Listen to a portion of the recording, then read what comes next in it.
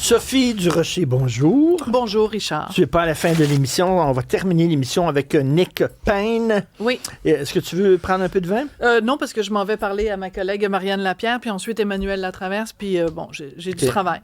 Si je te dis vignoble, est-ce que ça te rappelle certains souvenirs? Okay. Oui. Ben voyons. Au moins, vous vous en souvenez, là. Il y a un vin cette année-là qui devait goûter très particulier. Oui, un petit goût c'était dans les vignes de Saint-Émilion, mon amour. Oui, c'est voilà. Ça. On était sur les fesses un peu. Alors, donc, Sophie, ce soir, à 20h, c'est dans le blanc des yeux.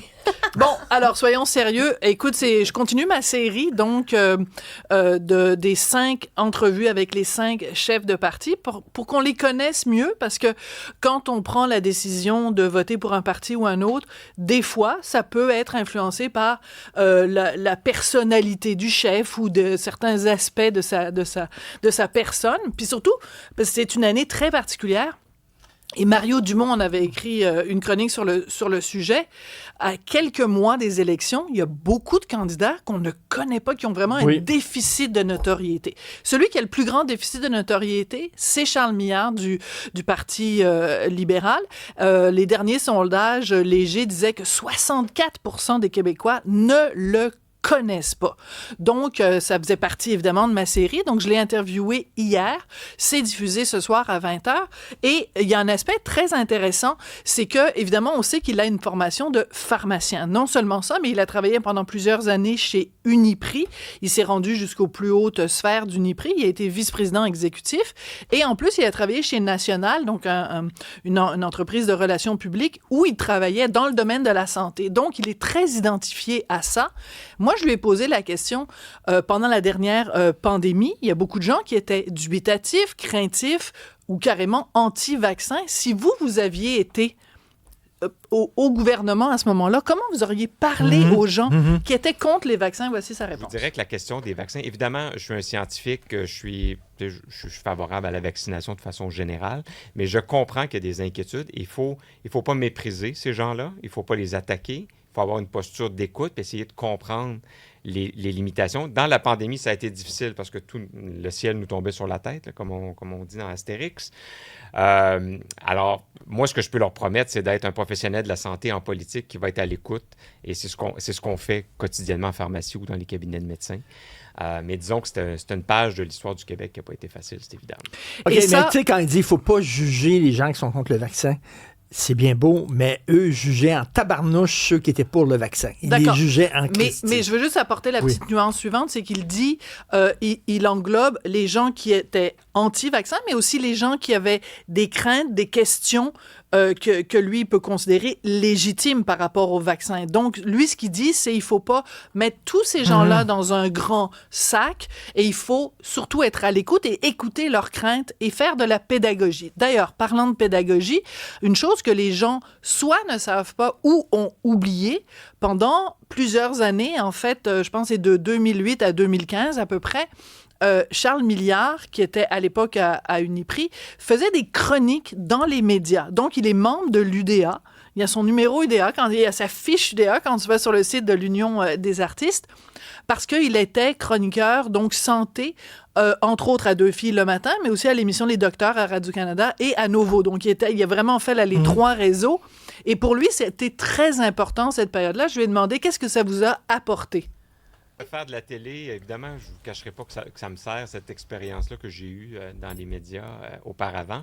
Mais c'est aussi de rentrer dans la maison des gens, puis d'avoir des gens, je vous dirais surtout des dames, parce que Deux filles le matin, c'était le public cible, qui me croisaient après, puis merci pour cette histoire-là. Puis là, grâce à ça, je suis allé rencontrer le pharmacien, j'ai essayé ton petit truc, ça a fonctionné. Tu sais, c'est quand même très valorisant, très gratifiant, encore une fois. Et c'est vraiment une façon d'entrer dans la vie des gens que j'ai trouvé très intéressante. Puis la santé, bien, les gens, en santé, il y a toujours un déficit de connaissances. C'est comme quand moi, je vais au garage, le garagiste en sait plus que moi. Mais quand quelqu'un vient en pharmacie, en théorie, le pharmacien en sait plus. Donc, de pouvoir partager ces connaissances-là, c'est un privilège. Il n'y a pas d'autre mot. OK, c'est pas des entrevues politiques. Là. Ce ne sont pas du tout. Là.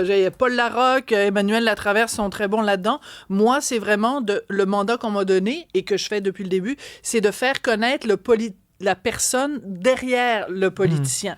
Et ce qui est intéressant avec Charles Milliard, c'est qu'il m'a expliqué que, moi, je ne savais pas ça, quand tu fais ton cours de pharmacie, tu as des cours d'empathie.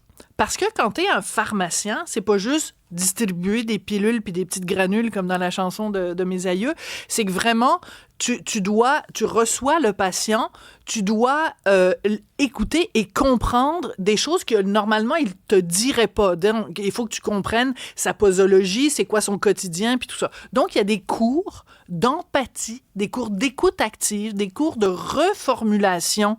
Oui, madame, vous êtes en train de me dire que vous avez mal dans le dos depuis 3 jours parce que la madame vient de te dire j'ai mal dans le dos. Donc, toutes ces techniques-là.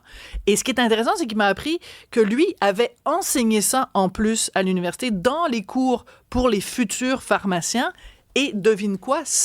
Cet aspect-là, il veut utiliser ça dans sa carrière politique. Mais moi, je ne savais pas que les pharmaciens avaient des cours d'empathie. J'avoue que... Est-ce que l'entrevue se déroule en français et en anglais? Alors, j'ai pensé le recevoir en disant « Bonjour, hi ».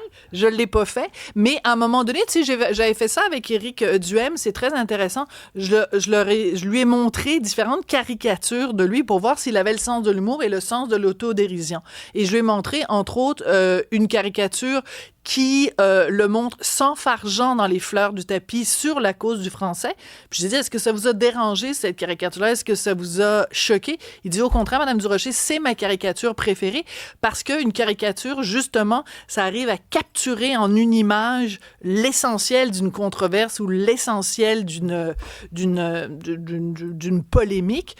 Et il m'a dit que cette caricature-là, c'était une de ses caricatures préférées. Par contre, il considère qu'il a été mal cité ou en tout cas qu'il a été victime d'une injustice parce que il répondait à un journaliste puis tout ça. Enfin bon, bref. Donc, il est parfaitement conscient qu'il y a une seule langue officielle au Québec et que c'est le français. D'ailleurs, ses parents ne parlent pas un mot d'anglais.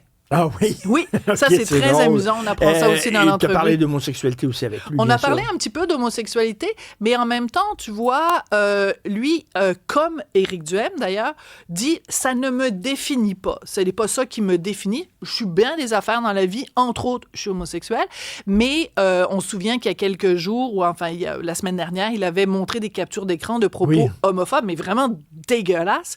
Puis moi, je suis venue à ton micro ici pour raconter qu'Éric Duhem, quand j'ai diffusé l'entrevue avec Éric, il y a eu aussi des propos dirigés contre Éric, profondément homophobes. Donc, j'ai posé la question à Charles Milliard, je lui ai dit, est-ce que vous pensez que le Québec, au regard de ces propos homophobes, justement, est-ce que vous pensez que les Québécois sont prêts à avoir un premier ministre homosexuel? Il m'a dit oui, moi j'en suis convaincu, mais il faut aussi que les Québécois sachent c'est quoi la réalité sur le terrain, qu'il y a beaucoup de propos haineux, mais il a tenu à dire, moi j'en reçois comme gay, mais il y a des personnes handicapées, il y a des personnes issues de différentes communautés ethniques. Il dit, moi je suis pas le plus mal loti du lot, si tu veux. C'est pas moi qui ai les pires commentaires. Donc, très intéressant. À 20h ce soir à LCN pour mieux connaître Charles Milliard. Merci beaucoup. Bon week-end. Je sais pas avec qui tu vas le passer, mais bon week-end. Sophie, et bon été. Oui, mais parce que tu sais qu'on va passer notre été ensemble. C'est vrai? Oui. Tout l'été? T'es comme pogné avec moi. Okay. À boire du Chablis pour toi. OK, bon été. Je pense qu'on va prendre un petit peu de vin. T'es pas gentil.